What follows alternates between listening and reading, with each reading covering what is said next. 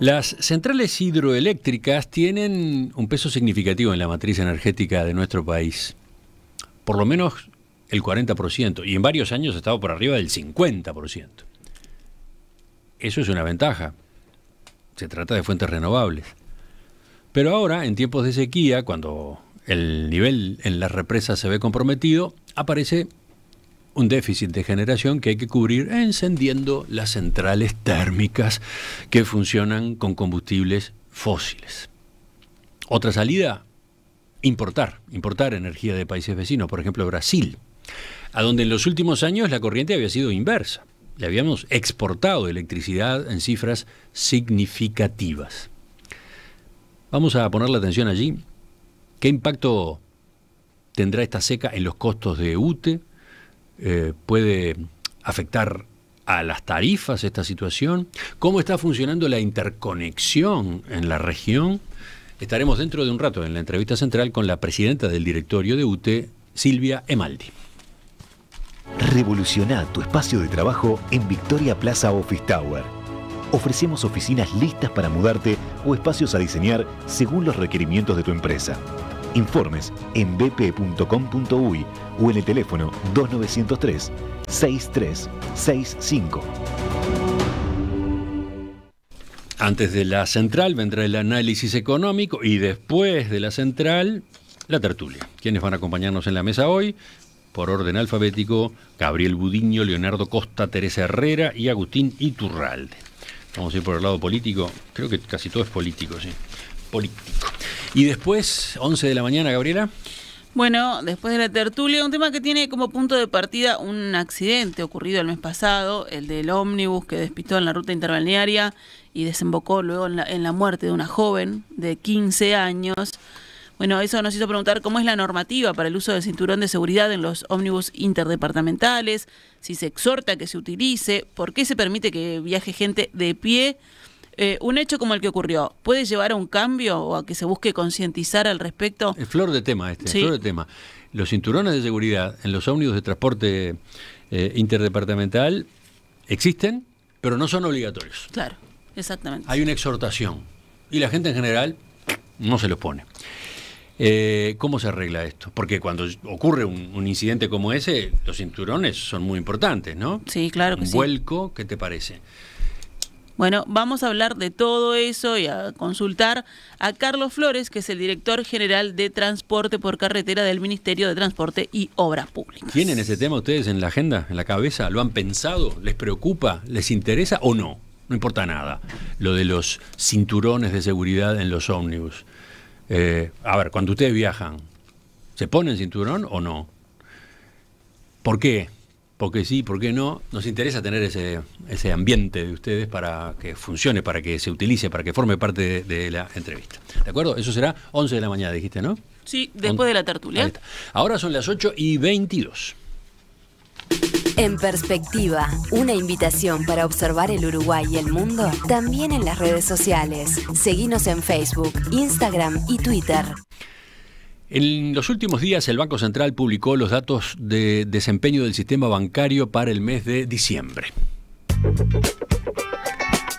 Aprovechando esa base de información, dedicamos hoy nuestro espacio de análisis económico a revisar qué ocurrió con la operativa de los bancos en el conjunto del año 2022. En particular, cómo fue el desempeño del crédito, qué pasó con la mora en el sistema, qué pasó con la rentabilidad de los bancos. Para eso estamos con el economista Luciano Magnífico de Exante. Luciano, buen día. Emiliano, buen día, ¿cómo están? Todo bien, todo bien. ¿Te parece si empezamos ubicando a la audiencia en cuál es el volumen total de crédito que hay en el sistema financiero uruguayo? Perfecto, Emiliano. A ver, el volumen de crédito en el sistema financiero uruguayo totalizó unos 22.000 millones de dólares el año pasado. Ahí estamos considerando lo que son bancos públicos, bancos privados y a las empresas financieras no bancarias para las que tenemos información. De este total que decía recién, unos 20.000 millones de dólares, es decir, un poco más del 90%, corresponden a lo que es la operativa de los bancos. De esa operativa bancaria, el 60% corresponde a lo que es el crédito a empresas, mientras que el restante 40% corresponde al endeudamiento que que realizan las familias.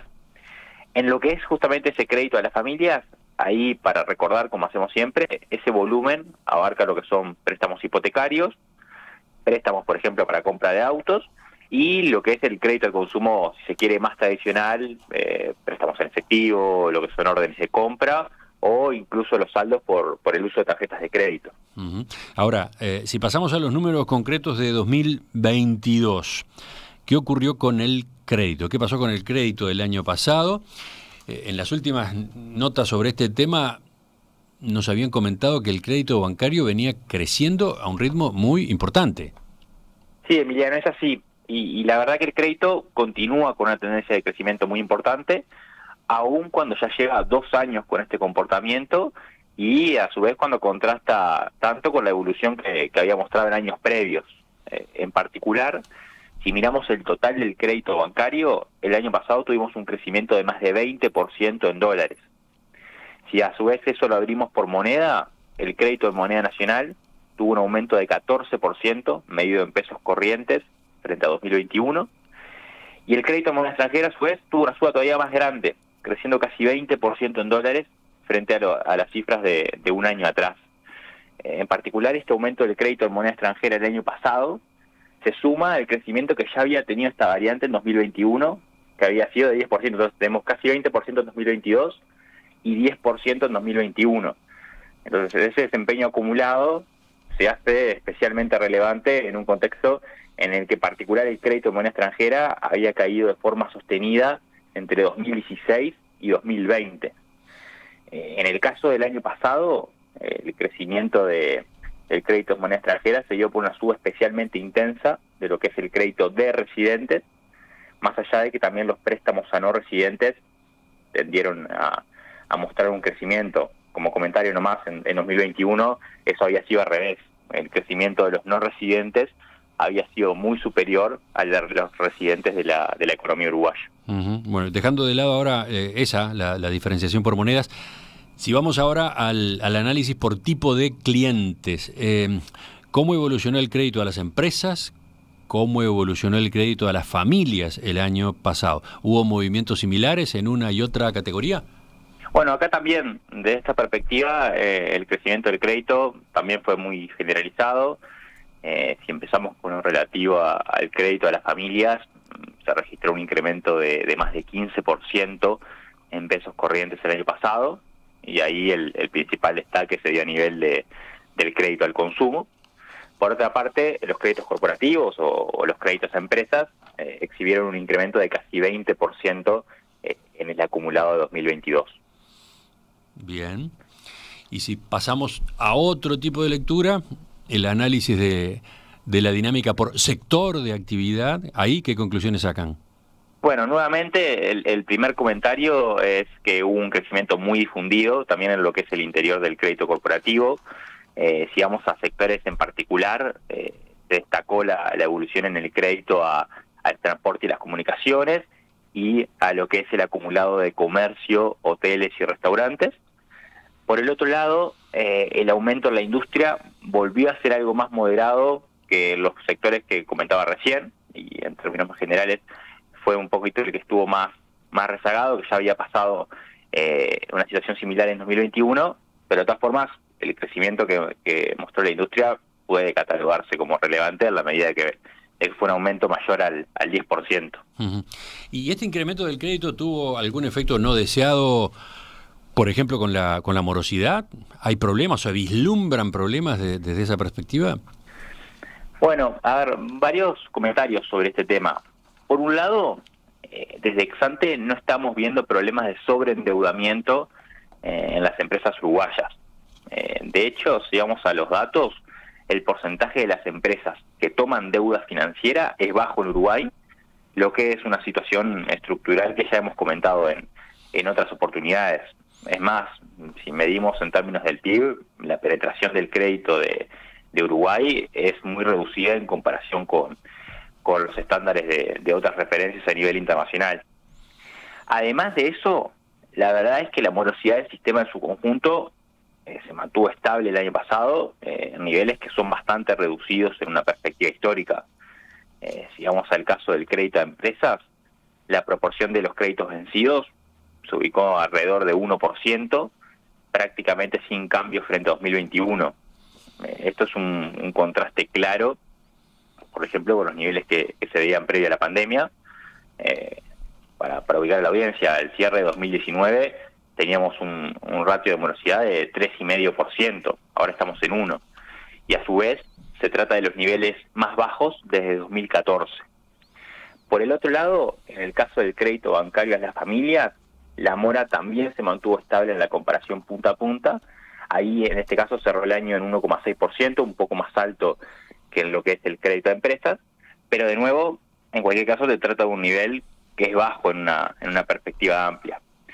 Habiendo dicho esto, y otra vez un comentario que siempre repetimos, una evolución favorable o desfavorable para el total del sistema no quiere decir que no pueda haber, en este caso, problemas de pago en segmentos específicos o en algunas instituciones en particular. Bueno, cerramos el capítulo créditos y vamos a la otra pata del negocio bancario.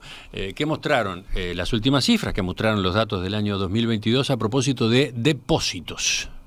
Bueno, los depósitos también tuvieron un buen desempeño el año pasado, más allá de que, si vamos a las cifras mensuales, en los últimos meses había tendido a observarse una cierta desaceleración, sobre todo en lo que es la operativa en moneda extranjera. En el conjunto del año, los depósitos en moneda extranjera mostraron un crecimiento de 5% en dólares, mientras que los denominados en moneda nacional también subieron 5%, pero en este caso medidos en pesos corrientes, siempre en relación a los niveles de 2021, obviamente. En una mirada más amplia, hay que recordar que los depósitos venían creciendo de manera muy intensa desde el año 2020. Ahí, para ubicar a los oyentes, estamos hablando de que el volumen de depósitos en los bancos uruguayos asciende a unos 39.000 millones de dólares, lo que representa una cifra que es 9.000 millones de dólares más alta que los niveles que teníamos en diciembre de 2019, es decir, antes de la pandemia. Por su parte, y más allá de este crecimiento a nivel del monto total, también vimos un crecimiento en la cantidad de cuentas de depósito, que fue muy importante en 2022. En concreto, la cantidad de cuentas tuvo un crecimiento de 6% o de 170.000 unidades o cuentas, si lo queremos llevar a niveles absolutos. No pasó lo mismo con lo que es el monto promedio por cuenta, que en esa dimensión se mantuvo relativamente estable si lo medimos en dólares.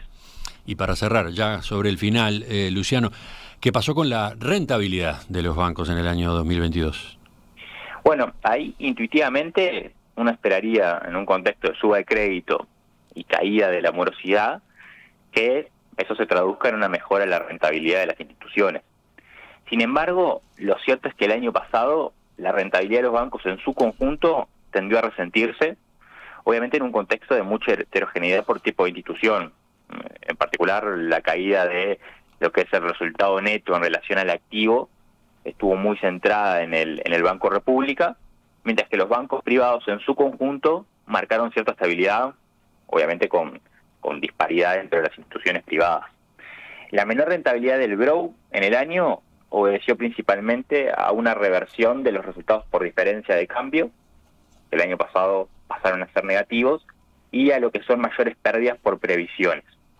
En los bancos privados, si bien hubo menores ganancias por diferencias de cambio y un cierto deterioro del margen por servicios, que ahí, para ubicar en la audiencia, principalmente son las comisiones que cobran los bancos por los servicios, como nota positiva, he de destacar que también vimos una mejora del margen financiero y una menor incidencia de los costos operativos.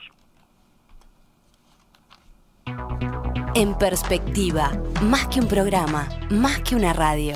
¿Cómo fue el desempeño del sistema bancario uruguayo en el año 2022? Ese era el tema hoy en el análisis económico. Estábamos con Luciano Magnífico de Exante. Luciano, gracias. Volvemos a charlar con ustedes en estos días. Pasamos a otros temas, ¿te parece?